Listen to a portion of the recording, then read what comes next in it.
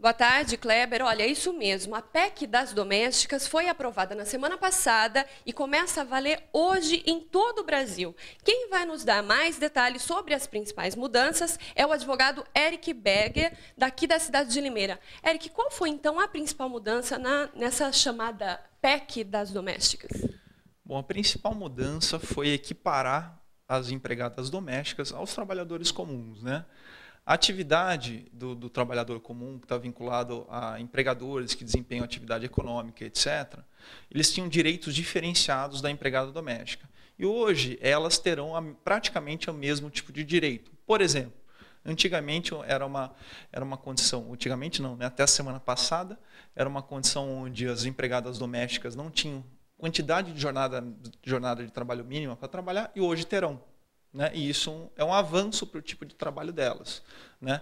E decorrente desse tipo de situação de jornada de trabalho, elas terão direitos como hora extra, adicional noturno, enfim, situações que até então antes era impensável, porque precisaria mesmo ter alteração na Constituição Federal, que veio agora com base nessa PEC. E essa medida vai causar, de fato, ônus para o empregador. Com certeza. Aquilo que era então um pouco mais... era formal, né?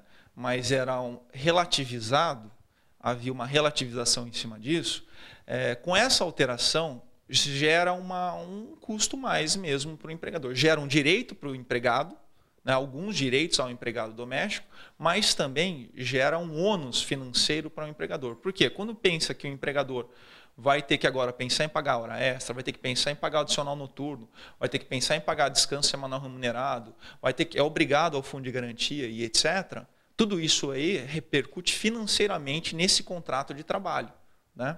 Lembrando o seguinte, que empregado doméstico não é só aquela pessoa, homem ou mulher, que faz limpeza de casa, cozinha, etc. Empregado doméstico é aquele que trabalha para o lar.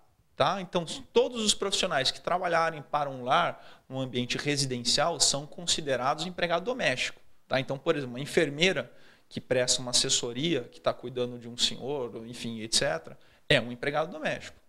Okay. Obrigada, então, pelas informações. Só lembrando também de um detalhe bastante importante, Kleber. Como ele disse, gera ônus, então, para o empregador, mas a fiscalização fica por conta do empregado. Então, mesmo que gere um certo desconforto, o empregado doméstico, a empregada doméstica, deve sim exigir os seus direitos trabalhistas. Com imagens de Sidney Boro, Graziela Félix, de Limeira.